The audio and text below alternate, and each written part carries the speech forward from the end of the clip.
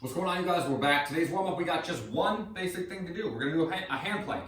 We're going to follow the Tabata interval for this, and then for every 10 seconds that we're in the hand plank, we're going to do a push-up, okay? So the Tabata interval is 20 seconds of work, 10 seconds of rest. So we do a hand plank for 20 seconds, and we rest for 10. Hand plank for 20 seconds, and we rest for 10.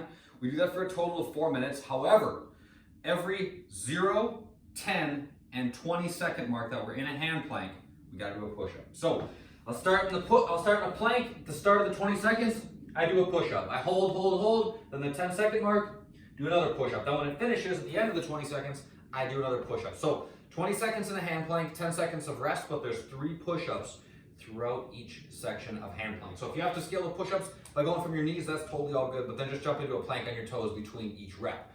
The workout today, we're doing 2 rounds of this thing. It's gonna be 6 minutes of work, 1 minute of rest, 1 minute of work, 1 minute of rest. And we repeat that 2 times through. For the 6 minutes of work, the equipment version is gonna be burpees, hand-to-hand swings, and squats. So burpees, you go all the way down to the ground, then come back up, feet are flat, jump and clap overhead. Hand-to-hand swings, you can use a dumbbell or a kettlebell.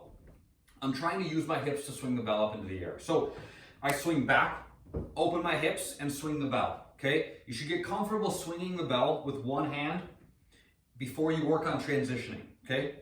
So I'm just using my hips. Notice that I'm not way down here like this, all right? At the back of the swing, my wrist is in contact with my thigh. So I open my hips, and then at the top, I'm gonna transition. Open my hips, transition at the top, okay?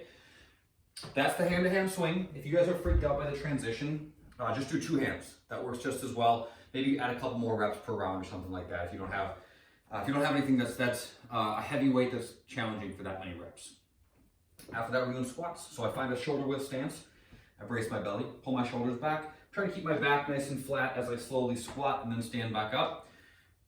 They don't have to be quick. They don't have to be in rapid succession to be done really well. So feel free to slow down a little bit, that's fine. And then we're gonna rest. So we go through that for 6 minutes, rest for 1, and then we do max sit-ups. So I sit down, put my arms up overhead, throw my arms forward, and then come back.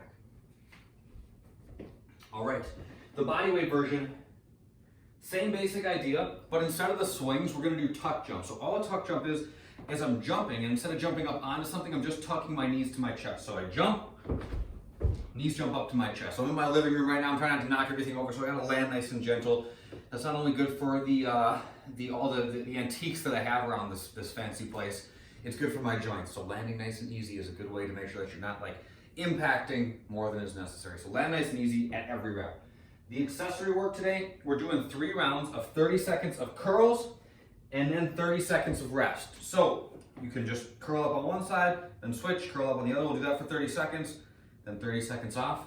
If you guys don't have weights, find something, even just like, grab a couple books or something like that, Hold on to something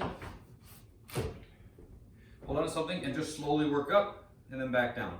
Maybe you do 30 seconds on one side, then switch and do 30 seconds on the other, and you don't have rest.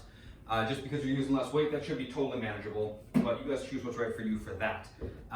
You can also slow down, right? So if you don't have heavy weight, just go a little bit slower. I mean, I could feel that in my arm just from doing that. So there's still opportunity to be had even if you don't have a bunch of dumbbells or something like that. The mobility today, we're gonna use a lacrosse ball. So got my lacrosse ball right here, AKA Chase's dog toy.